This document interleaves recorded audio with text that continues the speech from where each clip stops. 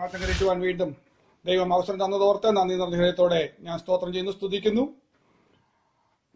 ഈ ഓരോ ആഴ്ചയിലും വേണ്ടുന്ന എല്ലാ നന്മകളും ദൈവം നൽകി തന്നല്ലോ, അതോർത്ത് നന്ദിയോടെ ദൈവത്തെ സ്തുതിക്കുന്നു. ഇന്നും നമുക്ക് ദൈവത്തിന്റെ തിരുസന്നിധിയിൽ ദൈവിക വിഷയങ്ങൾ ചിന്തിക്കുകയും ധ്യാനിക്കുകയും ചെയ്യുന്നത് നമുക്ക് അനുഗ്രഹമായി തീരും എന്നതിന് യാതൊരു സംശയവുമില്ല. നമ്മുടെ ഈ ദിവസങ്ങളിലൊക്കെ ചിന്തിക്കുന്ന ഒറ്റ കാര്യത്തെക്കുറിച്ചാണ്. നമ്മുടെ ഒരു ആഗ്രഹമുണ്ട്, എങ്ങനെയും അങ്ങേക്കരയിലെത്തണം. ഈ നാളുകളേറെ ഇല്ലെന്ന് നമുക്ക് ബോധ്യമുണ്ട്. അപ്പൊ അങ്ങേക്കരയിലേക്ക് നമ്മൾ പോകുന്ന യാത്രയിൽ നാം ശ്രദ്ധിക്കേണ്ട കാര്യങ്ങളെക്കുറിച്ചാണ് നമ്മൾ തുടർമാനമായി ചിന്തിച്ചുകൊണ്ടിരിക്കുന്നത്. അതിന്റെ ഭാഗമായിട്ട് നമ്മളിങ്ങനെ ചിന്തിക്കാൻ ഇടവന്നു. കർത്താവ് ചേർക്കുന്ന മണവാട്ടി കഷ്ടം സഹിക്കേണ്ടി വരും എന്ന് നമ്മൾ ചിന്തിക്കാൻ ഇടവന്നു. ദൈവഇഷ്ടപ്രകാരം കഷ്ടം അനുഭവിക്കുന്നതിനെ കുറിച്ച് ചിന്തിച്ചു. അതിനെ തുടർന്ന് നമ്മൾ ചിന്തിച്ചപ്പോൾ ഇങ്ങനെ കാണാനായിട്ട് ഇടവന്നു, അങ്ങോട്ട് പോകുന്നവർക്ക് ദൈവ ഇഷ്ടപ്രകാരമുള്ള ദുഃഖം അനുഭവിക്കേണ്ടി വരും എന്ന കാര്യത്തെക്കുറിച്ച് നമ്മൾ ചിന്തിക്കാൻ ഇടവന്നു. അതിനെക്കുറിച്ചുള്ള വിശദമായി നമ്മളിങ്ങനെ ഓരോന്ന് ചിന്തിച്ചു വരികയായിരുന്നു. ഇന്ന് നമ്മൾ ചിന്തിക്കാൻ പോകുന്നത് അതിനോട് ചേർന്നുള്ള ഒരു വിഷയം തന്നെയാണ്. വായിക്കാം എബ്രായർക്ക് എഴുതിയ ലേഖനം 10-ാമത്തെ അധ്യായം, അതിന്റെ 36-ാമത്തെ വാക്യം. Hebrew chapter 10 verse 36. ഇന്നത്തെ ധ്യാനത്തിന് വേണ്ടി വായിക്കുന്നത് ഹിബ്രു ചാപ്റ്റർ 10 വേഴ്സ് 36. ദൈവേഷ്ടം ചെയ്ത് വാഗ്ദത്തം പ്രാപിപ്പാൻ സഹിഷ്ണുത നിങ്ങൾക്ക് ആവശ്യം. വളരെ പരിചിതമായ, വളരെ കാണാതെ പഠിക്കാൻ കഴിയുന്ന അല്ലെങ്കിൽ കാണാതെ നമ്മൾ പറയുന്ന ഒരു വാക്യമാണ്. ദൈവേഷ്ടം ചെയ്ത് വാഗ്ദത്തം പ്രാപിപ്പാൻ സഹിഷ്ണുത നിങ്ങൾക്ക് ആവശ്യം. ഈ വാക്യം വളരെ പ്രാധാന്യമറിയിക്കുന്ന ഒരു വാക്യമാണ്. കാരണം നമ്മുടെ ആത്യന്തിക ലക്ഷ്യം എന്താണെന്ന് ചോദിച്ചാൽ നമുക്ക് പറയാൻ കഴിയുന്ന കാര്യം ഇതാണ്: വാഗ്ദത്തം പ്രാപിക്കാൻ. ഇതാണ് നമ്മുടെ ലക്ഷ്യം. അപ്പോൾ പലപ്പോഴും ഒരു തെറ്റിദ്ധാരണയൊക്കെ വന്നിട്ടുണ്ട്. നമ്മൾക്ക് പലപ്പോഴും ഉണ്ടാകുന്നത് നമ്മുടെ വാഗ്ദത്തത്തെ കുറിച്ചുള്ള കാഴ്ചപ്പാടിൽ പലർക്കും മാറ്റമുണ്ട്. പലരും ചിന്തിക്കുന്നത് വാഗ്ദത്തം എന്ന് പറഞ്ഞാൽ കാണുന്ന കാഴ്ച ഭൗതികമായ ചില ചിന്തകളൊക്കെ വെച്ചിട്ടുണ്ട്. ദൈവം നിന്നെ മാനിക്കും, അപ്പൊ ഈ ഭൂമി വെച്ച് തന്നെ ദൈവം മാനിക്കാൻ പോകുന്നതിനെ കുറിച്ചുള്ള ചിന്തകളൊക്കെ വന്ന് ഇപ്പോൾ ഉള്ള ഭൗതിക സ്ഥിതിയിൽ നിന്ന് ഉയർച്ച പ്രാപിച്ച് വലിയ ലക്ഷ്യം പ്രാപിക്കുന്നതിനെ കുറിച്ച് ഒരു വാഗ്ദത്തമാണെന്നൊക്കെ പറഞ്ഞ് ചിലപ്പോൾ അതിനെക്കുറിച്ച് പ്രവാചകന്മാർ പറഞ്ഞ ദൂതുകളൊക്കെ ഓർത്ത് വെച്ച് പ്രാർത്ഥിക്കുന്നവരൊക്കെ ഉണ്ട്. അതല്ല, ഇവിടെ പറയുകയാണ് ദൈവത്തിന് ഇഷ്ടമുള്ള ഒരു വാഗ്ദത്വമുണ്ട്. ദൈവത്തിനും അതാ ഇഷ്ടം. ആ വാഗ്ദത്വമാണ്, ആ ആത്യന്തിക വാഗ്ദത്വമാണ് നമ്മൾ പ്രാപിക്കുന്നത്. അപ്പൊ നമുക്ക് ചോദിക്കാം, എന്താണ് ഈ ദൈവം ഉദ്ദേശിക്കുന്ന വാഗ്ദത്വം? അതിന്റെ 37-ാമത്തെ വാക്യത്തിൽ പറയുന്നുണ്ട്. 37-ാമത്തെ വാക്യം അതാണ് വാഗ്ദത്വം. ഇനി എത്രയും അല്പകാലം കഴിഞ്ഞിട്ട് വരുവാനുള്ളവൻ വരും, താമസിക്കില്ല. ഇതാണ് നമുക്കുള്ള വാഗ്ദത്വം. നാം മുറുകെ പിടിക്കേണ്ട, നാം ഓർത്തു വെക്കേണ്ട ഏറ്റവും അതിപ്രധാനമായ വാഗ്ദത്തം ഏതാണെന്ന് ചോദിച്ചാൽ, പ്രത്യേകിച്ച് ഈ കാലഘട്ടത്തിൽ നാം വളരെ ശ്രദ്ധയോടെ ഓർക്കേണ്ട ഒരു വാഗ്ദത്തം ഇതാണ്. ഇനി എത്രയും അല്പകാലം, ഇനി അധികം കാലമൊന്നുമില്ല, വളരെ അടുത്ത് എത്രയും അല്പകാലം കഴിഞ്ഞിട്ട് വരുവാനുള്ളവൻ വരും, താമസിക്കില്ല. വരുവാനുള്ളവൻ വരും, വേറെ ആരുമില്ല, നമ്മുടെ കർത്താവ് വരാൻ പോവുകയാണ്, വീണ്ടും വരും. ഒറ്റവാചകത്തിൽ പറഞ്ഞ വാഗ്ദത്തം എന്നാൽ എന്താന്ന് പറഞ്ഞു കഴിഞ്ഞാൽ നമുക്കറിയാം, കർത്താവ് വരും. അപ്പൊ ഈ വാഗ്ദത്തം പ്രാപിക്കുക എന്ന് പറഞ്ഞാൽ എന്താ അതിന്റെ അർത്ഥം? വേറെ ഒന്നുമല്ല, അത് നമുക്ക് മനസ്സിലാക്കാവുന്ന കാര്യമുള്ളൂ. കർത്താവ് വരുമ്പോൾ കൂടെ പോകണം. എന്നാ വാഗ്ദത്തം നമ്മൾ പ്രാപിച്ചു. വാഗ്ദത്തം എന്താ? കർത്താവ് വരും. അത് പ്രാപിക്കണമെങ്കിൽ എന്ത് വേണം? കർത്താവ് വന്നാൽ കൂടെ പോകണം. കർത്താവ് വന്നാൽ കൂടെ പോകണം. പക്ഷെ ഈ വാഗ്ദത്തത്തിൽ നമ്മൾ എത്രത്തോളം വിശ്വസിക്കുന്നതാണ് നമ്മൾ ഓർക്കേണ്ടത്. അത് വളരെ പ്രാധാന്യമുള്ള കാര്യമാണ്. വാഗ്ദത്തത്തെ നമ്മൾ എത്രത്തോളം ഓർക്കുന്നു. ഞാനൊരു കഥ പറയാം ആദ്യമായിട്ട്, അപ്പോൾ നമുക്ക് ഒന്നും കൂടെ മനസ്സിലാക്കാനായിട്ട് സാധ്യതയുണ്ട്. ഒരു വീട്ടിലെ ആ പിതാവിനും മാതാവിനും ഒരു മകനുണ്ട്. ആ മകൻ നന്നായി പഠിക്കുന്നൊക്കെ ഉണ്ട്. പക്ഷെ ആ വീട് അത്ര സമ്പന്നമായൊരു കുടുംബമല്ല. ആ പിതാവിന് ഒരു തുണി മില്ലിൽ ജോലിയുണ്ട്. അവിടെ ഒരു വർക്കറായിട്ട് കഷ്ടപ്പെട്ട് ജോലി ചെയ്ത് ജീവിക്കുകയാണ്. അതുകൊണ്ട് തന്നെ വീട്ടില് വലിയ സമ്പന്നതയുടെ ലക്ഷ്യങ്ങളൊന്നുമില്ല. അപ്പൊ ആ മകനാണെങ്കിൽ സ്കൂളിൽ പോകുമ്പോൾ വിവിധ ആവശ്യങ്ങളൊക്കെ പറയും. എല്ലാം സാധിപ്പിച്ചു കൊടുക്കാൻ ആ പിതാവിന് കഴിയാറില്ല. നല്ല വസ്ത്രങ്ങളൊന്നും അവൻ വിചാരിക്കുന്ന പോലെ ഒന്നും കൊടുക്കാറില്ല. അവന്റെ ചെരുപ്പുകളൊക്കെ പലപ്പോഴും പൊട്ടിയ ചെരുപ്പ് തുന്നിയൊക്കെയാണ് ഇടുന്നത്. അവന് വലിയ നാണക്കേടാണ്. അങ്ങനെ ഇരിക്കുമ്പോൾ അവൻ +2 വരെ എത്തി. അവൻ പറഞ്ഞു, ഇനി കോളേജിൽ പോകുമ്പോഴേക്കും എനിക്ക് ഒരു ബൈക്ക് മേടിച്ചു തരണം എന്നൊക്കെ പറഞ്ഞു. അപ്പം പറഞ്ഞു, അവനെ നീ +2 നല്ല മാർക്ക് മേടിക്കുകയാണെങ്കിൽ ഞാൻ നിനക്ക് ബൈക്ക് മേടിച്ചു തരാം. അപ്പം അവൻ പറഞ്ഞു, എനിക്ക് ബൈക്ക് മേടിച്ചു തരണമെങ്കിൽ യമഹ ബൈക്ക് മേടിച്ചു തരണം എന്നൊക്കെ പറഞ്ഞു. അപ്പം പറഞ്ഞു, ശരി, ഞാൻ നിനക്ക് മേടിച്ചു തരാം. എന്നാലും അറിയാം, ഇവന് ഒരു സംശയമുണ്ട്. കാരണം അപ്പന്റെ സ്ഥിതി അനുസരിച്ച് ഒരു ബൈക്ക് മേടിക്കാൻ കഴിയില്ല. അപ്പനുള്ളത് ഒരു പഴയ ബജാജിന്റെ ഒരു സ്കൂട്ടറാണ്, ഒത്തിരി പഴക്കമുള്ള ഒരു സ്കൂട്ടർ. അത് പലപ്പോഴും ചരിച്ചു വെച്ചും ഒക്കെ ചവിട്ടി സ്റ്റാർട്ടാക്കുന്നതൊക്കെ കണ്ടു കഴിഞ്ഞാൽ തന്നെ വിഷമം തോന്നും. അപ്പനാണെങ്കിൽ പൊട്ടിയ ചെരുപ്പ് പലവട്ടം തുന്നിയത് അതും കൊണ്ടാണ് നടക്കുന്നത്. ദാരിദ്ര്യത്തിന്റെ അങ്ങേയറ്റമാണ് വീട്ടിനകത്ത് എപ്പോഴും കാണുന്നത്. പക്ഷെ ഇവനറിയാം, അപ്പന് പേഴ്സ് കാണുമ്പോൾ ഇവനൊരു സംശയമുണ്ട്. അപ്പൻ ഈ പൈസയൊക്കെ സൂക്ഷിച്ചു വെക്കുകയാണെന്ന് അവനൊരു തോന്നലുണ്ട്. കാരണം പേഴ്സ് വല്ല കനമാണ്, അല്ല വീർത്തിരിക്കുന്ന ഒരു പേഴ്സ് അപ്പം കൊണ്ടു നടക്കുന്നുണ്ട്. അപ്പൊ അപ്പൻ ഈ പൈസയൊക്കെ ഇതിനകത്ത് എടുത്തു വെച്ചിട്ട് വീട്ടിനകത്ത് ദാരിദ്ര്യം കാണിക്കാന്ന് ഇവനൊരു തോന്നലുണ്ട്. പക്ഷേ ഇവൻ പഠിത്തം മുന്നോട്ട് പോയി, +2 പരീക്ഷ എഴുതി, റിസൾട്ടിന് കാത്തിരിക്കുകയാണ്. ഫസ്റ്റ് ക്ലാസ്സോടെ കൂടി പാസ്സാവുകയാണെങ്കിൽ ബൈക്ക് മേടിച്ചു തരാമെന്ന് പറഞ്ഞിട്ടുണ്ട്. പക്ഷെ ഇവന്റെ മനസ്സിൽ തോന്നുന്നത് ഒരു കാരണവശാലും അത് നടക്കാൻ പോകുന്നില്ല. ഇപ്പൊ ഈ അടുത്ത കാലത്തൊന്നും അപ്പൻ അതിനെ കുറിച്ചൊന്നും പറയാറുമില്ല, അന്ന് പറഞ്ഞതേ ഉള്ളൂ.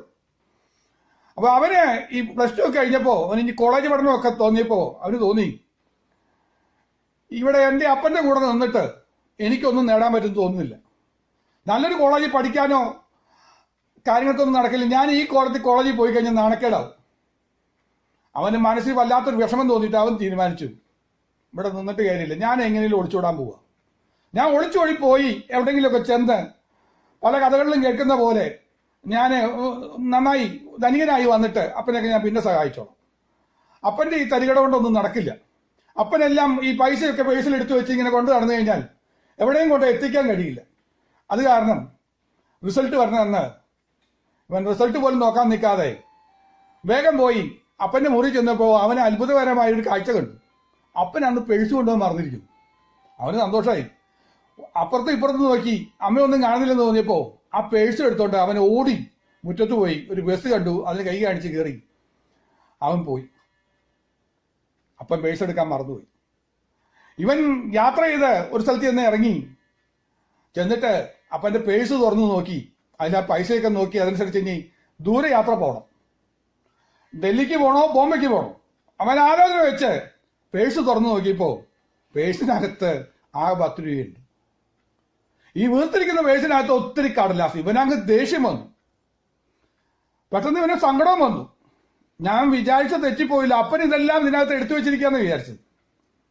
ഇതിനകത്ത് കുറെ കടലാസുകളല്ലാതെ ഒന്നും കാണാനില്ല.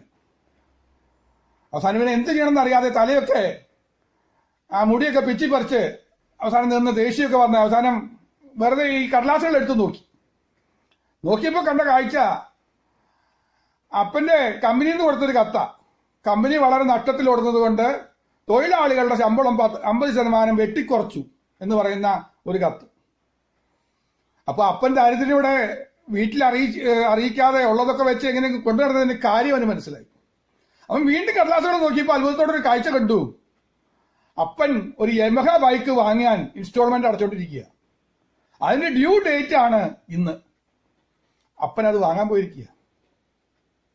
നോക്കണേ, അവൻ നോക്കിയപ്പോ ആ കടലാസിൽ വീണ്ടും നോക്കിയപ്പോ ശ്രദ്ധിച്ചു നോക്കിയപ്പോ അപ്പന്റെ ആ ബൈക്ക് അവിടെ കൊടുത്തിട്ടുണ്ട്. അത് തിരിച്ചു കൊടുക്കേണ്ട ദിവസമാണ്. അപ്പൻ ആ ബൈക്കും കൊണ്ട് പോയതാ, പേഴ്സ് എടുക്കാൻ മറന്നുപോയതാ തിരക്കിൽ. അവന് സങ്കടം വന്നു.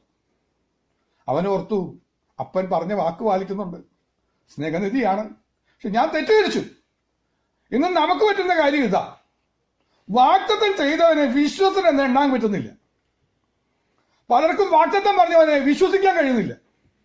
അതുകൊണ്ട് നമ്മളതൊക്കെ മറന്ന്, വാഗ്ദത്തം മറന്ന് നമ്മുടെ ഇഷ്ടത്തിന് നമ്മളങ്ങ് പോവുക. കാരണം എന്താ അറിയോ, നമുക്ക് വേറെ ലക്ഷ്യങ്ങളാണ്. നിന്നെക്കുറിച്ച് നല്ലൊരു ഉദ്ദേശമുള്ള ഒരു അപ്പൻ ഉണ്ടെന്നുള്ള കാര്യം നാം മറന്നു പോകുന്നുണ്ട്. ഇതുകൊണ്ടാണ് ഇവിടെ ഓർമ്മപ്പെടുത്തിയത്, ദൈവേഷ്ടം ചെയ്ത് വാഗ്ദത്തം പ്രാപിപ്പാൻ നമ്മൾ ശ്രദ്ധിക്കണം. ഇവിടെ പറയാണ്, ദൈവേഷ്ടം ചെയ്ത് വാഗ്ദത്തം പ്രാപിക്കണമെങ്കിൽ ആ വാക്യം പറയുന്ന പൂർത്തിയാകുന്ന ഇങ്ങനെയാണ്, സഹിഷ്ണുത നിങ്ങൾക്ക് ആവശ്യമാണ്. ഞാൻ ആ ഒന്നുകൂടെ പറയുകയാണെങ്കിൽ സഹിഷ്ണുത അത്യാവശ്യമാണ്. അല്പം ക്ഷമയോടെ കാത്തിരിക്കണം. അതിൻ്റെ ഇടയ്ക്കുണ്ടാകുന്ന ഞെരുക്കങ്ങള്, അതിൻ്റെ ഇടയ്ക്കുണ്ടാകുന്ന ചില പ്രയാസങ്ങളൊക്കെ ഉണ്ടെന്ന്. ഈ സമയത്ത് സഹിഷ്ണുത ഇല്ലെങ്കിൽ നമുക്ക് ഈ വാഗ്ദത്തം പ്രാപിക്കാൻ പറ്റില്ല. നാം ചിലപ്പോൾ ഓടിപ്പോവും, നമുക്ക് പരാജയം സംഭവിക്കും. പക്ഷേ അങ്ങേക്കരയിലേക്ക് പോകണമെങ്കിൽ സഹിഷ്ണുത മാത്രം പോരാ.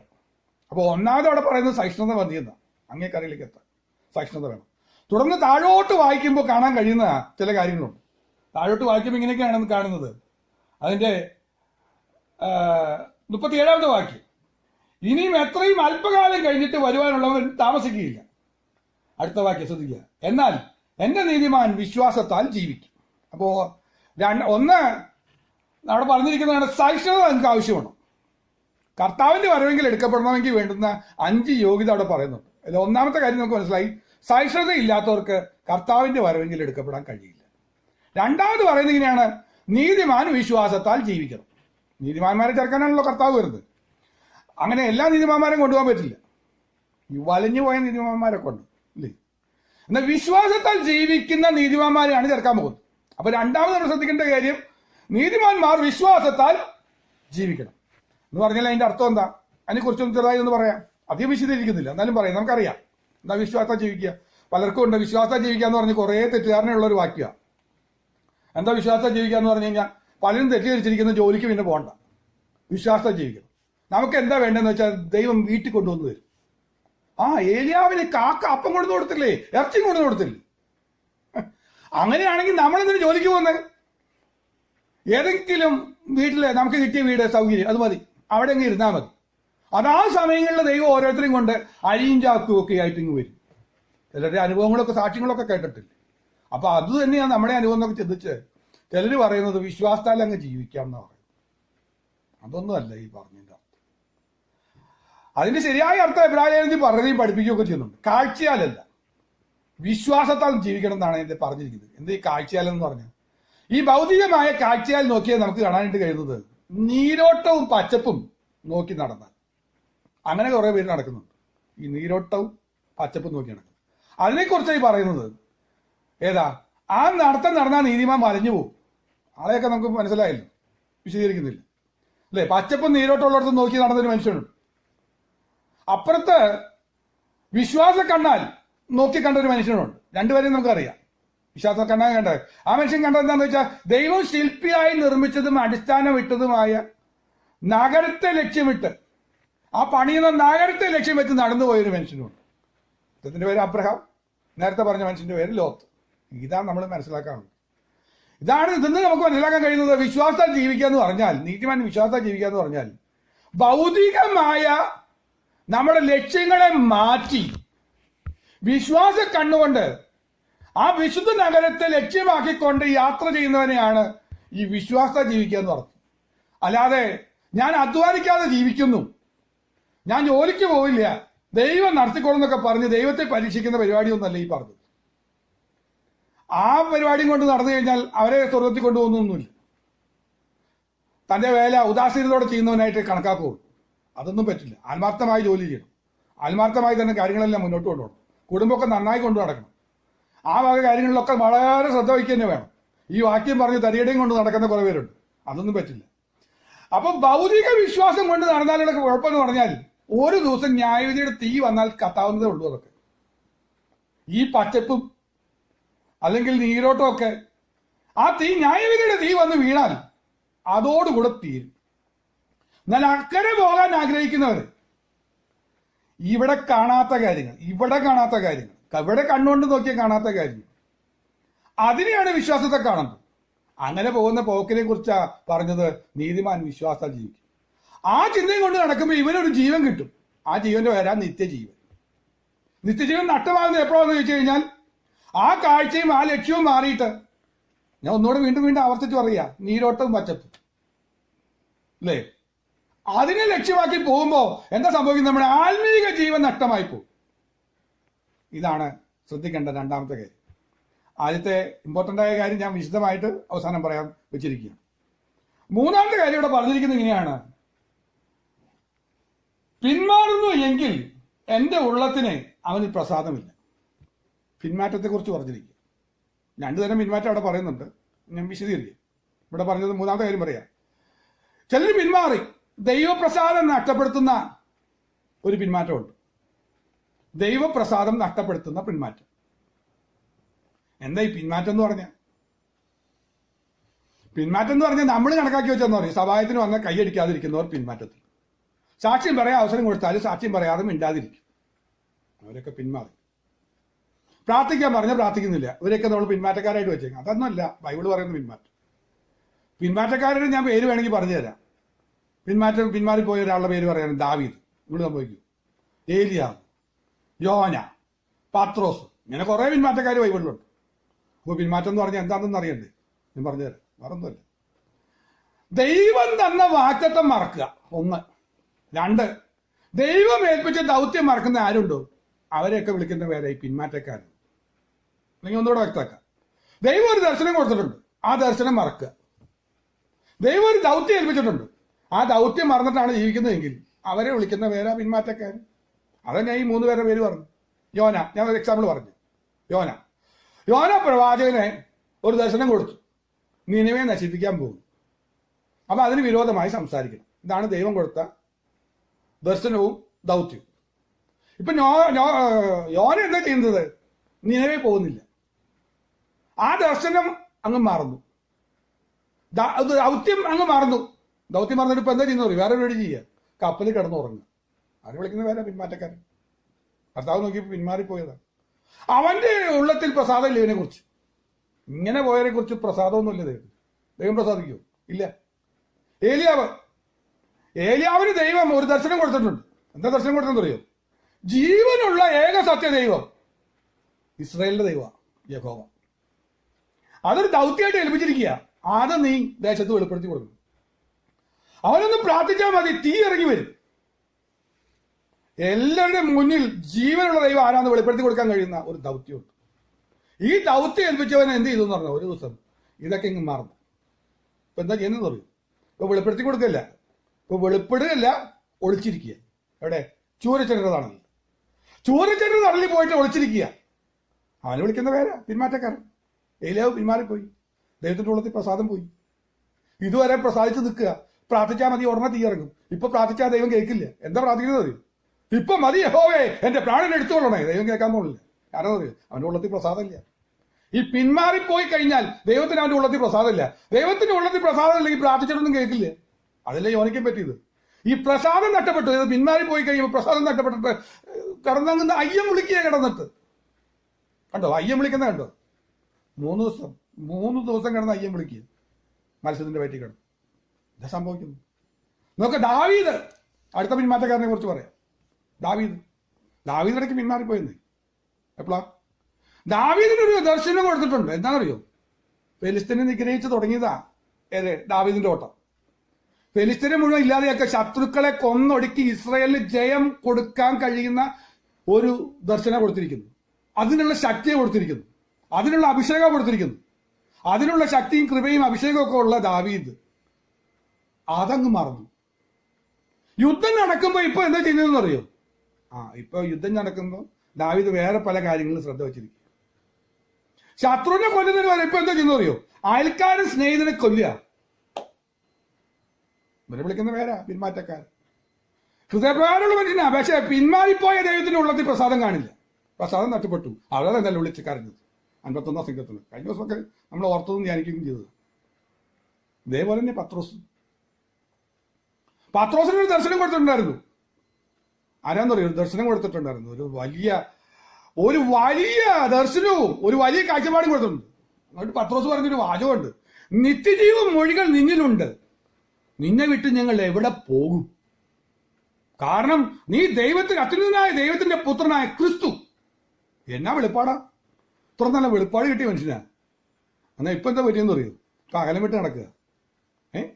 ഞാൻ വിട്ടുപോയില്ല എന്ന് പറഞ്ഞേ നിത്യജീവന്റെ മൊഴി, അതൊക്കെ മറന്നു അകലം വിട്ട് നടക്കുക. എന്നിട്ട് എന്താ സംഭവിക്കുന്നത്? ദൈവത്തെ തള്ളി പറയാം, ഭർത്താവിനെ തള്ളി പറയും. ഇതിന്റെ പേരെ പിന്മാറ്റം. അത് വരരുത്. ദൈവമക്കളെ, നമ്മളൊന്ന് സ്വയം ഒന്ന് ചോദന ചെയ്തേ. കർത്താവിന്റെ വരവെങ്കിൽ എടുക്കപ്പെടണമെങ്കിൽ, നാം പിന്മാറ്റാവസ്ഥയിലാണെങ്കിൽ, നമുക്ക് ദൈവം തന്നൊരു ദർശനമുണ്ട്, അതിന് വിപരീതമായി അനുസരണക്കേട് കാണിച്ചാൽ, അപ്പോസ്തലൻ പറയുന്നത് അങ്ങനെയല്ലേ? സ്വർഗീയ ദർശനത്തിന് വിപരീതമായി അനുസരണക്കേട് കാണിച്ചാൽ നമ്മൾ വാഗ്ദത്തം പ്രാപിക്കില്ല. എന്നാൽ സ്വർഗീയ ദർശനത്തിന് വിപരീതമായി അനുസരണക്കേട് കാണിക്കാതെ വാഗ്ദത്തം പ്രാപിച്ച കുറെ പേരുണ്ട്. അതിലൊരു ഉദാഹരണം ദാനിയേലിന് ദർശനം ഉണ്ടെന്ന്, സ്വർഗീയ ദർശനം. അതിന് വിപരീതമായി അനുസരണക്കേടൊന്നും കാണിച്ചില്ല. അതുകൊണ്ട് പറഞ്ഞു, നീ പോയി വിശ്രമിച്ചോ, കാലാവസാനത്തിൽ നിനക്കുള്ള ഓഹരി പ്രാപിക്കാൻ നിനക്ക് വാഗ്ദത്തം ഉണ്ടെന്ന് പറഞ്ഞ് ഗ്യാരണ്ടി കൊടുത്തു. ജോസഫ് ദർശനം കിട്ടി, ദർശനത്തിന് വിപരീതമായി വല്ല അനുസരണക്കേടും കാണിച്ചോ? അവസരമൊക്കെ വന്നിട്ട് അനുസരണക്കേടൊന്നും കാണിച്ചില്ല, അവൻ വിജയിച്ചു. പൗലോസ് അതല്ലേ പറഞ്ഞത്, ഞാൻ സ്വർഗീയ ദർശനത്തിന് വിപരീതമായി അനുസരണക്കേട് കാണിക്കില്ലെന്ന് പറഞ്ഞു.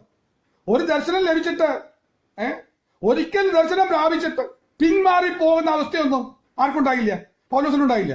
ഒന്ന് ഓർത്തു നോക്കിയേ, കിട്ടിയ ദർശനമുണ്ട്, ജാതികളുടെ അപ്പോസ്തലനായിട്ട് ദൈവം അയക്കുക. പക്ഷെ പോകുമ്പോൾ കിട്ടിയത് പൂച്ചന്റെ സ്വീകരണമൊന്നും കിട്ടിയില്ല, ഓരോരുത്തരും കിട്ടിയില്ല, അവാർഡുകളൊന്നും കൊടുത്തില്ല. ഇപ്പോഴത്തെ കാലത്തൊക്കെ ആണെങ്കിൽ എന്തെങ്കിലും 2 സഭ ഉണ്ടാക്കിയാൽ മതി, വേണമെങ്കിൽ കേന്ദ്രമൊക്കെ അംഗീകരിച്ച് നമുക്ക് അവാർഡൊക്കെ തരും.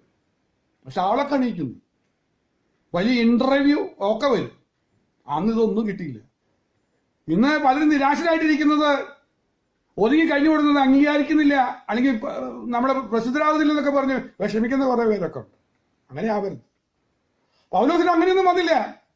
അതാണ് പൗലോസ് ജീവിതം വിജയിക്കാനായിട്ട് കയറും.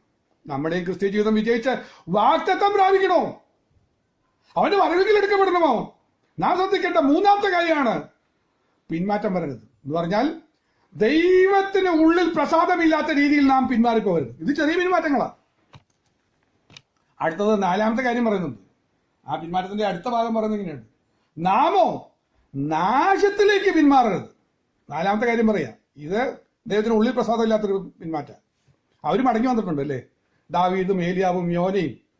ഇങ്ങനെ പിന്മാറിപ്പോയവർക്ക് പിന്നെയും മടങ്ങി വരാനൊക്കെ അവസരമുണ്ട്. എന്നാൽ ഈ ഒരു വല്ലാത്ത പിന്മാറ്റമുണ്ട്. ആ പിന്മാറ്റത്തിന്റെ പേരാണ് നാശത്തിലേക്കുള്ള പിന്മാറ്റം. ശ്രദ്ധിക്കണേ, ഈ പിന്മാറ്റത്തിൽ പോയ ആരെങ്കിലും എന്നെ കേൾക്കുന്നുണ്ടെങ്കിൽ കഷ്ടമാണ്, എനിക്ക് സങ്കടം തോന്നുക.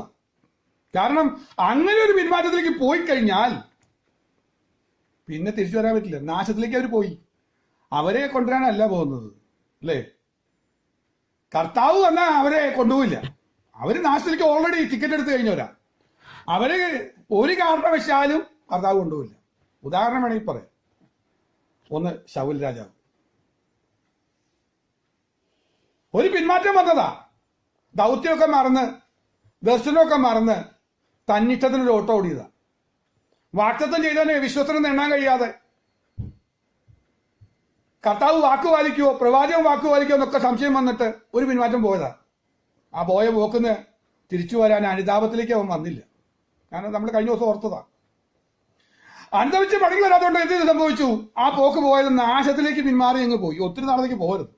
യോന പിന്മാറി പോയ 3 ദിവസമുള്ളൂ. ഏലിയാവ് പിന്മാറി പോയ ഒറ്റ ദിവസത്തിലെ കേസുള്ളൂ. എന്ന് പറഞ്ഞാൽ ഇത് നീണ്ടു പോയാൽ, ദാവീദ് പിന്മാറിയ ഒരു പ്രവാചകൻ പറഞ്ഞ താമസമുള്ളൂ. ഒരു അടുത്ത ദൂത് കേൾക്കുന്നതിൻ്റെ ഉള്ളിൽ മാനസാന്തരപ്പെട്ടതാ ദാവീദ്. ദൈവമക്കളെ മനസ്സിലായോ?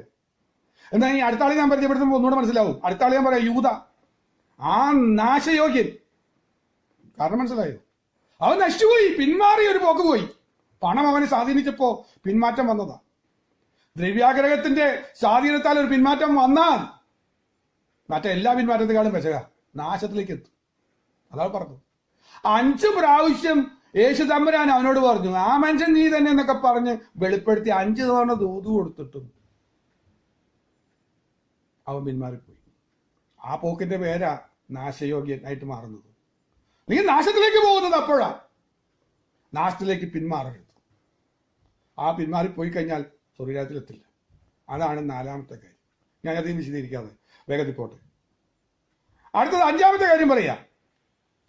അടുത്ത പറയുന്നത് വാക്യത: നാമോ നാശത്തിലേക്ക് പിന്മാറുന്നവരുടെ കൂട്ടത്തിലല്ല, വിശ്വസിച്ച് ജീവരക്ഷ പ്രാപിക്കുന്നവരുടെ കൂട്ടത്തിൽ എത്രേ ആകുന്നു. 5ാമത്തെ കാര്യം കർത്താവിന്റെ വരങ്ങളിൽ എടുക്കപ്പെടണോ? 5ാമത് നമ്മൾ ശ്രദ്ധിക്കേണ്ട കാര്യം, നമ്മൾ ജീവരക്ഷ പ്രാപിക്കുന്നവരുടെ കൂട്ടത്തിൽ നിൽക്കണം. ഏതെങ്കിലും കൂട്ടുകൂടിയോണ്ടൊന്നും കാര്യം നടക്കില്ല. ജീവരക്ഷ പ്രാപിക്കുന്നവരുടെ കൂട്ടത്തിൽ നമ്മൾ ഉൾപ്പെട്ടാൽ നമുക്ക് പോവാം. ഈ 5 കാര്യം ശ്രദ്ധിക്കാതെ കർത്താവിന്റെ വരങ്ങളിൽ എടുക്കപ്പെടില്ല. അല്ലെങ്കിൽ ഒന്നുകൂടെ പറഞ്ഞാൽ വാഗ്ദത്തം പ്രാപിക്കില്ല. ഈ വാഗ്ദത്തം പ്രാപിക്കണമെങ്കിൽ മറ്റേ വാഗ്ദത്തങ്ങളൊക്കെ നിങ്ങൾക്ക് ഓർമ്മ വരുന്നുണ്ടാവും. ദൈവം മാനിച്ച് അല്ലേ, വലിയ ഭവനവും വലിയ കാറും കൂട്ടുകാരിൽ പരമായി ആനന്ദ തൈലം കൊണ്ട് അഭിഷേകം ചെയ്താൽ കിട്ടാൻ പോകുന്നതിനെ കുറിച്ച് അതൊക്കെ അവിടെ നിൽക്കട്ടെ. എനിക്ക് ഇതിനെക്കുറിച്ച് സംസാരിക്കാനില്ല, വിമർശിക്കാനുമില്ല. നിങ്ങൾ തീരുമാനിച്ചു. നമ്മുടെ ലക്ഷ്യം എന്താണെന്ന് ഓർത്താൽ മതി. നമ്മുടെ ഓരോരുത്തരുടെ ലക്ഷ്യം കർത്താവ് വരുമ്പോൾ എടുക്കപ്പെടുന്ന ആഗ്രഹമുണ്ടോ? ഇനി അല്പകാലം കഴിഞ്ഞിട്ട് വരുവാനുള്ളതും വരും, താമസിക്കില്ല. ഇതാ വാഗ്ദത്തം. ഈ വാഗ്ദത്തം പ്രാപിക്കണമെങ്കിൽ നാം ശ്രദ്ധിക്കേണ്ട കാര്യങ്ങളായി പറഞ്ഞത്. വിശ്വസിച്ച് ജീവരക്ഷ പ്രാപിക്കുന്നു. ജീവരക്ഷ പ്രാപിച്ച ഒരു സഹോദരിയെ ഞാൻ പറയാം. സംവത്സരങ്ങളായി രക്തസ്രാവം കൊണ്ട് നടന്നൊരു സഹോദരിയുണ്ട്. ജീവൻ ചോർന്നു പോവുക. മറ്റു മാർഗമൊന്നുമില്ല. ഈ ലോകത്തിൽ വേറെ ഒരു മാർഗവുമില്ല. ജീവരക്ഷ പ്രാപിക്കാൻ അവിടെ ഒരു വഴി കണ്ടുപിടിച്ചു. അറിയോ? ആരെന്നറിയോ? ജീവന്റെ നാഥനായ യേശുവിന്റെ അടുത്ത് ചെല്ലുക, ഒന്ന് തൊടുക, ജീവൻ പ്രാപിക്കും. ദൈവമക്കളെ, ജീവരക്ഷ പ്രാപിക്കണമെങ്കിൽ നാം അവന്റെ പിന്നാലെ പോണം. ആൾക്കൂട്ടം തിരക്കൊന്നും കണ്ടിട്ട് ഞാൻ അടുത്ത് പോയില്ലെന്നൊന്നും പറഞ്ഞ് നിൽക്കല്ലേ. പ്രതികൂലങ്ങൾ ഒത്തിരിയുണ്ട് അവന്റെ പിന്നാലെ പോകണമെങ്കിൽ. വിലക്കുകൾ കുറെ ഉണ്ട്. കല്ലെറിയാൻ കാത്തു നിൽക്കുന്നവരൊക്കെ ഉണ്ട്. വിമർശിക്കുന്ന കുറെ പേരുണ്ടെന്നേ. ഈ തിക്കും തിരക്കും എല്ലാം നടക്കുമ്പോൾ അവന്റെ പിന്നാലെ പോകാൻ ബുദ്ധിമുട്ടാണ്. നമ്മൾ അത്രയും ബിസി ലൈഫാണ്. പക്ഷെ പോയേ പറ്റൂ. നാം അവന്റെ പിന്നാലെ പോയേ പറ്റൂ. ലോത്തിന്റെ ഭാര്യ ഓർത്തുകൊള്ളൂ. ജീവരക്ഷ പ്രാപിക്കാനായിട്ട് ഓടിപ്പോകാൻ പറഞ്ഞപ്പോ ഓടിപ്പോകുന്നതിന്റെ ഇടയ്ക്ക് പറ്റിയ കാര്യം എന്ന് പറയൂ. ദൗത്യന്മാർന്ന് തിരിഞ്ഞു നോക്കിയപ്പോ പുറകോട്ട് നോക്കരുതെന്ന് പറഞ്ഞിട്ടും പുറകോട്ട് നോക്കിയപ്പോ സംഗതി പാടിപ്പോയി. ജീവരക്ഷ പ്രാപിക്കണമെങ്കിൽ അടുത്ത് തന്നെ ചെന്ന് തൊട്ടേ പറ്റൂ. വിശ്വസിച്ച് അവനോട് അടുത്ത് ചെല്ലാതെ ജീവരക്ഷ പ്രാപിക്കാൻ പറ്റില്ല. ലോകത്തിന്റെ നാശം വിട്ട് ഓടണം. ഇതാണ് അതിന്റെ വ്യവസ്ഥ. ജീവരക്ഷ പ്രാപിക്കണമെങ്കിൽ ലോകത്തിന്റെ നാശം വിട്ടോടി അവന്റെ അടുക്കിലേക്ക് ചെല്ലണം. ജീവരക്ഷയ്ക്ക് പ്രാപിക്കുന്നവരെ കൂട്ടം എന്ന് പറഞ്ഞാൽ അവനോട് ചേർന്ന് നടക്കുന്നവരെ ജീവരക്ഷ പ്രാപിക്കുന്നു. ഇല്ലേ? അവനോട് ചേർന്ന് നടക്കുന്നവർ അവര് ജീവരക്ഷ പ്രാപിക്കും. സ്നേഹിതനായിരുന്നു ലാസർ സ്നേഹിതനാ. എന്നോട് വളരെ അടുത്തു ബന്ധമുണ്ട്. മരിച്ചാലും ജീവിക്കും, ജീവരക്ഷ പ്രാപിക്കും. ഞാൻ മനസ്സിലാവാൻ വേണ്ടി അങ്ങനെയൊക്കെ ഒന്ന് ഉദാഹരണം പറയുന്നതാണ്. ദൈവമക്കളെ, നാം ഓർക്കേണ്ട, ധ്യാനിക്കേണ്ട ഒരു വിഷയമുണ്ട്. ഈ ക്രിസ്ത്യ ജീവിതം വിജയിച്ച വാഗ്ദത്തം പ്രാപിക്കണോ? ജീവരക്ഷ പ്രാപിക്കുന്നവരുടെ കൂട്ടത്തിലേക്ക് നാം പോകണം. ഇത്രയും കാര്യങ്ങളാണ് അവിടെ പറഞ്ഞത്. 5 കാര്യം പറഞ്ഞു. 5 കാര്യം നമ്മൾ ഓർക്കുന്നുണ്ടല്ലോ അല്ലേ? ഒന്ന്, സഹിഷ്ണുത ആവശ്യം. ഒന്നാമത്തെ കാര്യം സഹിഷ്ണുത, മറക്കരുത്. ഏത് കർത്താവ് വരും എടുക്കണമെങ്കിൽ നല്ല സഹിഷ്ണുത വേണം, അത് ഞാൻ പറയാം. രണ്ടാമത്, നീതിമാൻ വിശ്വാസത്തിൽ ജീവിക്കണം. മൂന്നാമത് അവിടെ കാണുന്നത് ഇങ്ങനെയാണ്, പിന്മാറരുത്. ഇങ്ങനെ ദൈവപ്രസാദം നഷ്ടപ്പെടുത്തിയുള്ള പിന്മാറ്റത്തിലേക്ക് പോകരുത്. നാലാമത് നമ്മളിങ്ങനെ പറഞ്ഞാണ്, നാശത്തിലേക്ക് പിന്മാറുന്ന ഒരു വിഷയം വരാനേ പാടില്ല. അഞ്ചാമത് പറഞ്ഞത് ഇങ്ങനെയാണ്, ജീവരക്ഷ പ്രാപിക്കുന്നവരുടെ കൂട്ടത്തിൽ ചേർന്ന് നടക്കണം. അവരോട് ചേർന്ന് മുന്നോട്ട് പോകും. അല്ലാത്ത ഉപദേശങ്ങളൊക്കെ കേൾക്കുന്നത്, കിഴവിക്കഥ കേൾക്കുന്നതൊക്കെ മതിയാക്ക്. അതിനുള്ള സമയമൊന്നുമില്ല. ഇനി അത് മതിയാക്ക്. ഇനി നമുക്ക് ഏറ്റവും അത്യാവശ്യമായ കാര്യത്തെക്കുറിച്ച് നമുക്ക് ചിന്തിക്കാൻ പോകാം. അതുകൂടെ ചിന്തിച്ച് പെട്ടെന്ന് ഞാൻ നിർത്താം. ചുരുങ്ങിയ വിഷയമുണ്ട്. അവിടെ പറഞ്ഞ ഏറ്റവും അത്യാവശ്യ കാര്യം പറഞ്ഞത് സഹിഷ്ണുത നിങ്ങൾക്ക് ആവശ്യം എന്ന് പറഞ്ഞു. ഞാൻ അതിന് പറയുന്നത് സഹിഷ്ണുതയാണ് ഏറ്റവും അത്യാവശ്യം. കർത്താവിന്റെ വരവിൽ എടുക്കപ്പെടണോ? സഹിഷ്ണുത വേണം. For you have need of endurance വേണം. ഇതാണ് പ്രധാനപ്പെട്ട കാര്യം. ഇതില്ലാതെ നടക്കില്ല. സഹിഷ്ണുത ഇല്ലാതെ കാര്യം നടക്കില്ല. എന്തുകൊണ്ടാണ് ഈ സഹിഷ്ണുത ഇത്രയും വലിയ ഇമ്പോർട്ടന്റ് ആയ കാര്യമാണെന്ന് പറയാൻ കാരണം? പറയാം. യാക്കോബിന്റെ ലേഖനം 5-ാമത്തെ അധ്യായം 11-ാമത്തെ വാക്യം. കാണാതറിയുന്ന വാക്യം ഞാൻ ഒന്ന് വായിക്കാം. അതിന്റെ പ്രാരംഭഭാഗം അവിടെ തുടങ്ങുന്നത് ഇങ്ങനെയാ, സഹിഷ്ണുത കാണിച്ചവരെ നാം ഭാഗ്യവാന്മാർ എന്ന് പുകഴ്ത്തും. ആരെങ്കിലും സഹിഷ്ണുത കാണിക്കുന്നുണ്ടെങ്കിൽ അവരെ ഭാഗ്യവാന്മാരെന്ന് പുകഴ്ത്തുന്നു പറഞ്ഞു. No doubts, we count those blessed. അവരെ അനുഗ്രഹിക്കപ്പെട്ടവരെന്ന് നമുക്ക് പറയാൻ പറ്റും. കാരണം അവരെ കർത്താവ് കൊണ്ടുപോകും. സഹിഷ്ണുത കാണിച്ചവരെ, സഹിഷ്ണുതയുടെ പേര് പറഞ്ഞവരുടെ കാര്യമല്ല പറഞ്ഞു, സഹിഷ്ണുതയോടെ ജീവിച്ചവരുടെ കാര്യം പറഞ്ഞു. ഞാൻ ഒന്നുകൂടെ വ്യക്തമാക്കാം. വെളിപ്പാട് പുസ്തകം 2-ാമത്തെ അധ്യായം 3-ാമത്തെ വാക്യം കൂടെ വായിക്കാം. വെളിപ്പാട് പുസ്തകം 2-ാമത്തെ അധ്യായം 3-ാമത്തെ വാക്യം. റെവലേഷൻ ചാപ്റ്റർ 2 വേഴ്സ് 3 അവിടെ പറഞ്ഞിങ്ങനെയാണ്, നിനക്ക് സഹിഷ്ണുതയുള്ളതും എന്റെ നാമനിമിത്തം നീ സഹിച്ചതും തളർന്നു പോകാഞ്ഞതും ഞാൻ അറിയുന്നു. അത് അവിടെ ഉണ്ടെന്ന്. നീ സഹിഷ്ണുത കാണിച്ചാൽ അത് അവിടെ രേഖപ്പെടുത്തി വെച്ചിട്ടുണ്ട്. എന്തിനാണെന്ന് അറിയും? നിന്നെ കൊണ്ടുപോകാൻ. എപ്പോഴാ കാണിച്ചത്? എന്റെ നാമനിമിത്തം. അത് സഹിച്ചാലാണ് ഈ സഹിഷ്ണുത വരുന്നത് അല്ലേ? ഇവിടെ 3 കാര്യങ്ങൾ നമ്മൾ ഓർക്കണം. ഒന്ന്, നീ സഹിച്ചു. അവിടെ ഓർക്കുന്ന കാര്യമാണ്. നീ തളർന്നു പോയിട്ടില്ല. ഓ സ്തോത്രം. ദൈവമക്കളെ, എന്നെ കേൾക്കുന്ന പ്രിയപ്പെട്ടവരെ, ഇടയ്ക്കിടയ്ക്ക് നിരാശ വന്നിട്ടില്ലേ? ഞാൻ എന്തിനാ ഈ സഹിക്കുന്നത്? എന്റെ നാമനിമിത്തം നീ സഹിക്കുക. ശരിയല്ലേ? ഈ കർത്താവിനെ സേവിച്ചെന്നുള്ള ഒറ്റ കാരണം കൊണ്ട് പലതും കേട്ട് സഹിക്കുക. നാളെ എത്രയായി സഹിക്കാൻ തുടങ്ങിയിട്ട്? വേണമെന്നേ. എന്തിനാണെന്നറിയോ? ഈ സാഹചര്യത്തിലുള്ള അവസരം തന്നെന്തിനാണെന്നറിയോ? മറക്കല്ലേ, കർത്താവിനൊരു ഉദ്ദേശമുണ്ട്, നിന്നെ കൈവിടാതിരിക്കുക. പിന്നെ പാസ്റ്ററിന്ന് രാവിലെ പാടി പാട്ട് എനിക്ക് ഒത്തിരി സന്തോഷം തോന്നി. 2-3 പ്രാവശ്യം പാസ്റ്ററെ കൊണ്ട് പാടിക്കണമെന്നൊക്കെ എനിക്ക് താല്പര്യം തോന്നി. ഒരു നാളും വേഴ്ച കൈവിടില്ല, ഒരിക്കലും എന്നെ ഉപേക്ഷിക്കില്ല. എന്താണ് മനോഹരമായ പാടിയ. അതിന്റെ അടുത്ത വരിയൊക്കെ ദേവാസം പാടിയപ്പോൾ എനിക്ക് ഒത്തിരി സന്തോഷം തോന്നി. ഒത്തിരി വാത്സല്യം നൽകി. ആ ദൈവസ്നേഹമൊക്കെ ഒന്ന് ഓർത്ത് ധ്യാനിക്കുമ്പോൾ ഉള്ള സന്തോഷം എത്ര വലുത്. നമ്മുടെ പ്രിയപ്പെട്ട ഒരു പാട്ട് പാടിയപ്പോഴും ഞാൻ ഓർത്തത്, പ്രത്യാശയെന്നിൽ വർദ്ധിച്ചിടുന്നേ അങ്ങ് ചെന്നു കാണുവാനൻ പ്രിയൻ പൊന്മുഖം. ദൈവമക്കളെ, അങ്ങനെ തന്നെയാണോ നമ്മുടെ കാര്യം? അങ്ങനെയാണെങ്കിൽ നീ സഹിച്ചു, എന്റെ കർത്താവ് അവിടെ കാണുന്നുണ്ട്, അറിയുന്നുണ്ട്, പുറത്ത് സഹിച്ചോണ്ടിരിക്കുക. പക്ഷെ ഒരു കാര്യം കൂടെ ഓർക്ക്, തളർന്നു പോവല്ലേ. സംഭവം ശരിയാ, ഈ സഹിച്ച് പഠിച്ചു എന്നൊക്കെ പറയുന്നില്ലേ, തളർന്നു പോവല്ലേ. തളർന്നു പോകാതെ നിന്നാൽ ജയിക്കാൻ പറ്റും, അതവിടെ പറഞ്ഞത്. അതുകൊണ്ടാണ് കർത്താവ് പറഞ്ഞത്, നീ സഹിക്കുന്നുണ്ട്, നീ തളർന്നു പോയിട്ടില്ലെങ്കിൽ കർത്താവ് പറയുന്ന പേരാണ് നിനക്ക് സഹിഷ്ണുതയുണ്ട്. അത് ഞാൻ അറിയുന്നു. സഹിഷ്ണുതയുള്ളവരെ ഭാഗ്യവാന്മാരെന്ന് അവരെ ഭാഗ്യവാന്മാർ. കർത്താവ് നമ്മുടെ ജീവിതത്തിൽ സഹിഷ്ണുത കാണിക്കാനുള്ള അവസരങ്ങൾ കിട്ടിയിട്ടില്ലെങ്കിൽ ഒന്ന് സൂക്ഷിക്കണം. നമ്മുടെ ജീവിതത്തിൽ ഈ നിരക്കൊക്കെ ഉണ്ടെങ്കിൽ നമ്മൾ രക്ഷപ്പെട്ടു കേട്ടോ. കുറച്ച് അകലത്തിലാണോ അടുത്താണോ എന്നൊക്കെ നമുക്ക് തിരിച്ചറിയാം. എനിക്ക് ദൈവസഭയെക്കുറിച്ച് അഭിമാനം തോന്നാറുണ്ട്. നമ്മുടെ പ്രിയപ്പെട്ടവർക്കൊക്കെയും അവരുടെ ജീവിത സാഹചര്യത്തിലൊക്കെ ഒത്തിരി സന്തോഷമൊന്നും കാണുന്നില്ല ഞാൻ. അല്പം നിരാശയുടെ അനുഭവങ്ങളൊക്കെ ഉണ്ടെന്നേ. എന്ന് പറഞ്ഞാൽ നിരാശ എന്ന് പറഞ്ഞാൽ അങ്ങനത്തെ നിരാശയല്ല. ലോകപ്രകാരം അവർ ജയിച്ചു നിൽക്കുമൊന്നുമല്ല. പല പരാജയങ്ങൾ വീട്ടിൽ കാണുന്നുണ്ട്. പല അനുഭവങ്ങൾ അവർ ചുറ്റും നിൽക്കുന്ന അനുഭവങ്ങൾ, സഹിക്കാൻ തക്കതായ ചില വിഷയങ്ങൾ എല്ലാം വന്നിരിക്കുക. അവിടെ പറയാ ദൈവം അറിയുന്നുണ്ട്, അത് ദൈവം അംഗീകരിക്കുകയാണ്. അപ്പൊ സഹിഷ്ണുതയുള്ളവരെ കുറിച്ച് വേദോസം പറയുന്നത് എങ്ങനെയാണ്? അവരെ ഭൂമിയിൽ ഭാഗ്യവാന്മാരെന്നുണ്ടെന്ന് പറഞ്ഞാണ് യാക്കോബ് പറഞ്ഞെങ്ങനെയാണ്. ഭൂമിയിൽ അവരെ പറയുന്നത് ഭാഗ്യവാന്മാരെന്ന് പറഞ്ഞ് പുകഴ്ത്തും എന്നാണ് അവിടെ എഴുതിയിരിക്കുന്നത്. ഈ ഭൂമിയിൽ അവരെ പറയും സഹിഷ്ണുതയുള്ളവരെ കുറിച്ച് പുകഴ്ത്തും. സ്വർഗത്തിലെ ദൈവം വരെ പുകഴ്ത്തും. അല്ല വെളിപ്പാട് പുസ്തകം പറഞ്ഞു. മൂന്നാമത്തെ കാര്യം പറഞ്ഞാൽ സഹിഷ്ണുതയുള്ളവര് വാഗ്ദത്തം ചെയ്ത വാഗ്ദത്തം അവർ പ്രാപിക്കും. അതാണ് നമ്മളിപ്പോൾ ധ്യാനിച്ചത്.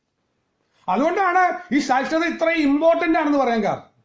കർത്താവിന്റെ വരവെങ്കിൽ എടുക്കപ്പെടുന്നതിൽ ഏറ്റവും ഇമ്പോർട്ടന്റ് ആയ വിഷയം സഹിഷ്ണുതയാണ്. എന്താ ഈ സഹിഷ്ണുത എന്ന് അറിയണ്ടേ? സഹിഷ്ണുത എന്ന് പറഞ്ഞാൽ എന്താ അറിയണ്ടേ? അമ്മായിമ്മ മരുമോളോട് കയർത്ത് സംസാരിച്ചെന്നോ, സഹോദരൻ സഹോദരിയോട് കയർത്ത് സംസാരിച്ചപ്പോ പകരം തെറി വിളിച്ചില്ല എന്ന് പറയുന്നതാണോ സഹിഷ്ണുത? മനസ്സിന്റെ അവസ്ഥയൊക്കെ ഇല്ലേ? ഇതൊന്നുമല്ല, വചനം പറയുന്നുണ്ട് അതിന്റെ ഡെഫിനിഷൻ. വെളിപ്പാട് പുസ്തകം 14-ാമത്തെ അധ്യായം, റെവലേഷൻ ചാപ്റ്റർ 14 വേഴ്സ് 12 വായിച്ചാൽ നമുക്കവിടെ കാണുന്നുണ്ട്. അതിന്റെ ഡെഫിനിഷൻ കൊടുത്തിട്ടുണ്ട് സഹിഷ്ണുത. ദൈവകൽപ്പനയും യേശുവിലുള്ള വിശ്വാസവും കാത്തുകൊള്ളുന്ന വിശുദ്ധന്മാരുടെ സഹിഷ്ണുത കൊണ്ട് ഇവിടെ ആവശ്യം. അതാണ് സഹിഷ്ണുത എന്ന് പറയുന്നത്. വിശുദ്ധമാരുടെ സഹിഷ്ണുത എന്താന്ന് പറയുന്നത്? മറ്റു സഹിഷ്ണുത ലോകപ്രകാരമുള്ളതല്ല. വിശുദ്ധമാരുടെ സഹിഷ്ണുത എന്താ? ദൈവകൽപ്പന കാത്തുകൊള്ളുക, കണ്ട് യേശുവിലുള്ള വിശ്വാസം കാത്തുകൊള്ളുക, വിശുദ്ധ ജീവിതം കാത്തുകൊള്ളുക. ഇതിന്റെ പേരാ സഹിഷ്ണുത. അതാ ഇമ്പോർട്ടന്റ്. ഒന്നുകൂടെ നമുക്ക് പറഞ്ഞൂടെ, ഈ 3 കാര്യം കാത്ത് സൂക്ഷിക്കുന്നവരെ ദൈവം കൊണ്ടുപോകുന്നുള്ളതിന് വല്ല സംശയമുള്ളൂ? ഒരു സംശയമില്ല. ദൈവകൽപ്പന കാത്തുകൊള്ളുന്നു, യേശുവിനുള്ള വിശ്വാസം കാത്തുകൊള്ളുന്നു, വിശുദ്ധ ജീവിതം കാത്തുകൊള്ളുന്നു. അതാ സഹിഷ്ണുത എന്ന് പറഞ്ഞത്. അല്ലാതെ എന്റെ തല്ലിയപ്പോ ഞാൻ തിരിച്ചു തല്ലിയില്ല, ഞാൻ സഹിച്ചു നിന്നു, അതൊന്നും മാത്രമേ ആയില്ല. ഇങ്ങനെ സഹിഷ്ണുതയുള്ളവരെ കർത്താവ് കൊണ്ടുപോകുന്ന പറഞ്ഞത്. സമയം മുന്നോട്ട് പോകുന്നത് കൊണ്ട് അധികം വിശദീകരിക്കാതെ ഞാൻ പോട്ടെ. പക്ഷെ ആ പറഞ്ഞ വാക്യം, വെളിപ്പാട് പുസ്തകത്തിലെ വാക്യം പറയുന്നത് മഹോദര കാലഘട്ടത്തിലെ കഷ്ടപ്പെടുന്ന ആളുകളുണ്ട്. അവര് പ്രത്യേകിച്ച് ഈ സഹിഷ്ണുത ഉണ്ടെങ്കിൽ മാത്രമേ അവർക്ക് രക്ഷപ്പെടാൻ പറ്റുള്ളൂ എന്നുള്ള ഭാഗം അവിടെ പറയുന്നത്. പക്ഷെ ഈ കാലഘട്ടത്തിലും കർത്താവിന്റെ വരവെങ്കിൽ എടുക്കപ്പെടണമെങ്കിൽ വേറെ മാർഗമൊന്നുമില്ല, സഹിഷ്ണുത തന്നെ വേണം. ആവശ്യം സഹിഷ്ണുത തന്നെ. അതല്ലേ എബ്രാഹിം പറഞ്ഞത്, വാക്തത്വം പ്രാപിക്കണമെങ്കിൽ എന്തുവേണം? സഹിഷ്ണുത. നിങ്ങൾക്ക് ദൈവേഷ്ടപ്രകാരമുള്ള വാക്തത്വം പ്രാപിക്കണോ? സഹിഷ്ണുത ആവശ്യമാണ്. ഇതാണ് പറഞ്ഞത്. ഇനി നമ്മുടെ യാക്കോബ് പുസ്തകം പറഞ്ഞ 5-ാം അധ്യായത്തിന്റെ 11-ാം വാക്യം ഒന്നുകൂടെ വായിക്കാം. അവിടെ നമുക്ക് എക്സാമ്പിൾ കാണുന്നുണ്ട്. ഒരു എക്സാമ്പിൾ പറഞ്ഞിട്ട് എഴുതിയിട്ടുണ്ട്. അവിടെ പറഞ്ഞ് ഞാൻ പെട്ടെന്ന് കാര്യങ്ങൾ മുന്നോട്ട് കൊണ്ടുപോകാം. യാക്കോബ് പുസ്തകം 5:11 അവിടെ പറഞ്ഞ യോഗിന്റെ സഹിഷ്ണുത നിങ്ങൾ കേട്ടും കർത്താവ് വരുത്തിയ അവസാനം കണ്ടുപിരിക്കുന്നു. കർത്താവ് മഹാകരുണയും മനസ്സിലും ഉള്ളവരല്ലോ. അവിടെ പറയുന്ന കാര്യം ശ്രദ്ധിച്ചോ. യോബിന്റെ സഹിഷ്ണുത, അതാണ് എക്സാമ്പിൾ. സഹിഷ്ണുതയുടെ ഒരു എക്സാമ്പിൾ പറയാണ്. സഹിഷ്ണുത കാണിച്ചൊരു എക്സാമ്പിൾ. അവിടെ 2 കാര്യം പറയുന്നത്. എന്താണ് യോബിന്റെ സഹിഷ്ണുത എന്ന് പറഞ്ഞാൽ അവിടെ പ്രത്യേകം പറഞ്ഞിട്ടുണ്ട്. കണ്ടും കേട്ടും. അവിടെ പറഞ്ഞ യോബിന്റെ സഹിഷ്ണുതയെ കുറിച്ച് നിങ്ങൾ വായിച്ചിട്ടുണ്ടല്ലോ എന്നുള്ള അർത്ഥമുള്ളൂ. പക്ഷെ ഞാനൊന്നും കൂടെ ഒന്ന് വ്യാഖ്യാനിച്ചു പറയാം. സഹിഷ്ണുത കാണിക്കേണ്ട സാഹചര്യങ്ങൾ ഒരു 4-5 പെട്ടെന്ന് പറയാം. സമയത്തിന്റെ പരിധി അനുസരിച്ച് പെട്ടെന്ന് സമയം തീർന്നു. 2-3 മിനിറ്റിനുള്ളിൽ പെട്ടെന്ന് നിർത്താം. 1, കാണുമ്പോഴും സഹിഷ്ണുത കാണിക്കണം എന്ന് പറഞ്ഞു. ചിലത് കാണും. എന്താ കാണുന്നതെന്ന് അറിയാമോ? 10 ശവപ്പെട്ടി വീട്ടിലേക്ക് വന്ന് കയറുക. നാട്ടുകാരുടെ അല്ല കേട്ടോ, സ്വന്തം രക്തത്തിൽ പിറന്ന മക്കളുടെ ശവപ്പെട്ടി വീട്ടിലേക്ക് വന്ന് കയറും. 3000 ഒട്ടകം, ആട് എല്ലാം പോയി. 10 വീടും പോയി, അല്ല 11 വീടും പോയി എന്ന് വേണമെങ്കിൽ കിടക്കും. 10 വീടും കൊണ്ടുപോയി. അത് കേട്ടോണ്ടിരിക്കുക. ഇത് പറഞ്ഞുകൊണ്ടിരിക്കുമ്പോൾ മറ്റൊരുത്തനോടി വന്ന്, കാണുമ്പോഴും കേൾക്കുമ്പോഴും സഹിഷ്ണുത. ഒന്ന് കാണുമ്പോൾ സഹിഷ്ണുതയാണ്. ചിലത് കാണും, നമ്മൾ ഒരിക്കലും ഇഷ്ടപ്പെടാത്ത ചിലതൊക്കെ നമ്മുടെ കണ്ണു മുമ്പിൽ കാണേണ്ടി വരും. എനിക്കിങ്ങനെ വന്നല്ലോ എന്ന് ഓർക്കും. എന്റെ തലമുറയുടെ വിഷയത്തിൽ ഇങ്ങനെ സംഭവിച്ചല്ലോ എന്നൊക്കെ കാണുമ്പോഴുള്ള ഒരു ദുഃഖമില്ലേ? അപ്പാ എന്താ ഇങ്ങനെ? അവരെ കുറിച്ച് എനിക്കൊരു പ്രത്യാശ ഉണ്ടായിരുന്നു, അവരെ കുറിച്ച് എനിക്ക് വലിയൊരു ആഗ്രഹം ഉണ്ടായിരുന്നു. അതനുസരിച്ചൊന്നും എല്ലാവരും പോകുന്നേ. ചിലത് കാണുക, ആ സമയത്ത് പ്രാഗല്ലേ, ആണയിടല്ലേ, ദുഷിക്കരുതേ, ദൈവനാമം ദുഷിക്കല്ലേ. ആ കാണുമ്പോൾ നീ സഹിഷ്ണുത കാണിക്കേ. അത് കാണിച്ച ആളാ ആര്? യോവിന്റെ സഹിഷ്ണുത അവിടെ പറയുന്നതെന്ന് പറയും. കണ്ടു, ചിലത് കേട്ടു, കേൾക്കുമ്പോഴും സഹിഷ്ണുത വേണം. ആ സഹിഷ്ണുതയില് യോവ് പറഞ്ഞെന്ന് അറിയൂ, എല്ലാം പോയി എന്ന് പറഞ്ഞപ്പോൾ സാത്താനെ കുറ്റപ്പെടുത്താതെ യോബ് പറയുന്നൊരു കാര്യമുണ്ട്. യഹോവ തന്നു, യഹോവ എടുത്തു, യഹോവയുടെ നാമം വാഴ്ത്തപ്പെടുന്നു. ഇതിന്റെ ഒക്കെ പിന്നിൽ എന്റെ കർത്താവല്ല. എന്റെ കർത്താവ് അറിയാതെ എനിക്കൊന്നും ഭവിച്ചിട്ടില്ല. അതാ സഹിഷ്ണുത. അന്നേരത്ത് നെഞ്ചത്ത് അടിച്ചിട്ട് ഞാൻ വിളിച്ചു എന്നൊന്നും പറയല്ലേ. എന്താ വിളിക്കുന്നത്? കർത്താവിനെ ആണിട്ട് പറയല്ലേ.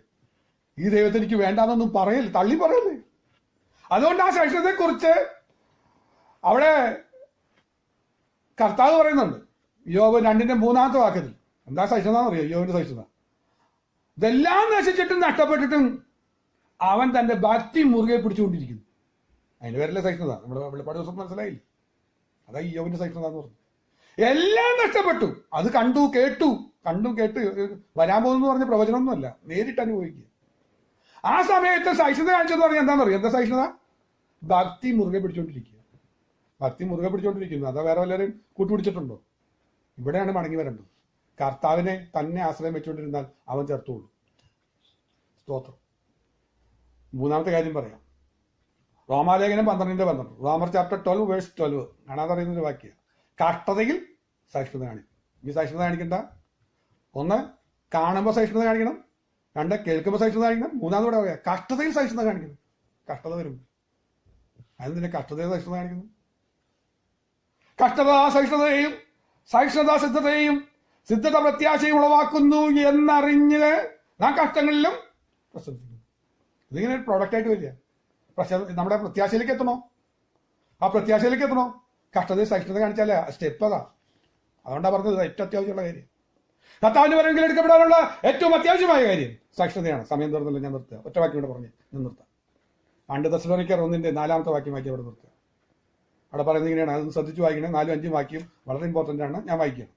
അതുകൊണ്ട് നിങ്ങൾ സഹിക്കുന്ന സകല ഉപദ്രവങ്ങളിലും കഷ്ടങ്ങളിലുമുള്ള നിങ്ങളുടെ സഹിഷ്ണുതയും വിശ്വാസവും നിമിത്തം നിങ്ങൾ ദൈവത്തിന്റെ സഭകളിൽ നിങ്ങളെ ചൊല്ലി പ്രശംസിക്കുന്നു. എന്താ? കർത്താവിനെ ഏറ്റവും അവന്റെ ഇഷ്ടം, ദൈവഷ്ടം ചെയ്ത ഒരു സഭയുണ്ടെന്ന് പറയുന്നു. ആ സഭയുടെ കാര്യം പറയാ. നിങ്ങൾ സഹിക്കുന്ന സകല ഉപദ്രവങ്ങളും കഷ്ടങ്ങളും. ഇത് നമ്മൾ സകല ഉപദ്രവവും കഷ്ടവും ഇപ്പോഴും ജീവിതത്തിന്റെ കൂടെ ഉണ്ടോ? അവിടെ സഹിഷ്ണുത കാണിക്കുകയാണെങ്കിൽ ഗ്യാരണ്ടി കർത്താവിന്റെ കാഹളം നിങ്ങൾ കേൾക്കാൻ പോവുക. ഈ കേട്ടതൊന്നും അല്ല നിങ്ങൾ കേൾക്കാൻ പോകുന്നത്. ഇതുവരെ കേട്ടതൊന്നും സന്തോഷത്തിന്റെ വാർത്തകൾ അല്ലാതിരിക്കുമ്പോ, ഇതുവരെ കണ്ണിന് മുമ്പിൽ കണ്ടതൊന്നും സന്തോഷത്തിന്റെ കാര്യങ്ങളൊന്നും അല്ലാതിരിക്കുമ്പോ സഹിഷ്ണുത കാണിച്ചിട്ടുണ്ടോ? നിങ്ങളൊന്ന് കേൾക്കാൻ പോവുക. അതിന്റെ പേരെ കാഹളനാഥം. നിങ്ങളൊന്ന് കാണാൻ പോവുക. അതാണ് 10,000 ശ്രേഷ്ഠൻ, ആ സുന്ദരനായ എന്റെ അരിമനാഥനെ, പ്രാണപ്രിയന്. ഓ സ്തോത്രം. നമ്മൾ കാണും. ആ കാഴ്ചയാണ് നമ്മുടെ ഏറ്റവും വലിയ കാഴ്ച. ഇത് നമുക്ക് അഭിമാനത്തോടെ പറയാം. കർത്താവേ, എന്റെ ജീവിതത്തിൽ ഞാനിപ്പോ അനുഭവിക്കുന്ന സകല കഷ്ടങ്ങളും സകല ഉദരങ്ങൾക്കായി സ്തോത്രമെന്നും ചേർന്ന് പറയാമോ? കർത്താവേ, ഞാൻ സ്തോത്രം ചെയ്യുന്നു. പൊന്നു പിതാവേ, നന്ദിയോട് സ്തുതിക്കുന്നു. ഈ അനുഭവങ്ങൾ എനിക്ക് തന്നതിനായി നന്ദിയപ്പാ. അപ്പ എന്നെ കുറിച്ചുള്ള ആ ആശ ഞാൻ മനസ്സിലാക്കുന്നു. ഞാൻ ഓടിപ്പോവുകയില്ല. ഓ, അപ്പൻ വാക്തത്വം നിവർത്തിക്കാൻ വേണ്ടി തന്നെയാ ഇത്തരം അവസരങ്ങൾ തന്നത്. അടുത്ത വാക്യം, 5-ാമത്തെ വാക്യം നോക്കി. അത് നിങ്ങൾ കഷ്ടപ്പെടുവാൻ ഹേതുവായിരിക്കുന്ന ദൈവരാജ്യത്തിന് നിങ്ങളെ യോഗ്യന്മാരായി എണ്ണും എന്നിങ്ങനെ ദൈവത്തിന്റെ നീതിയുള്ള വിധിക്ക് അടയാളമാകുന്നു. വാക്യം അങ്ങനെ പറഞ്ഞ് അവസാനിപ്പിക്കുക. ഞാൻ നിർത്തുക. ഇതാണ് അടയാളം. എന്താണെന്നറിയോ? ദൈവരാജ്യത്തിന് നിങ്ങളെ യോഗ്യരായി എണ്ണും. അത് ദൈവത്തിന് നീതിയുള്ള വിധിയാണത്. അതിന്റെ അടയാളമാണ് ഞാൻ ഈ കാണുന്നത്. അതുകൊണ്ടാണ് ആ വാക്യം ഒന്ന് മനസ്സിലാക്കുക. ദൈവേഷ്ടം ചെയ്ത് വാഗ്ദത്തം പ്രാപിക്കുക, സഹിഷ്ണുത നിങ്ങൾക്ക് ആവശ്യം. ദൈവം നമ്മെ അതിനായി സഹായിക്കട്ടെ. സഹിഷ്ണുതയുള്ളവരെ ഭാഗ്യവാന്മാരെന്ന് പുകഴ്ത്തുവാൻ അവസരം ഒരുങ്ങിയിരിക്കുകയാണ്. ദൈവം നമ്മെ സഹായിക്കും.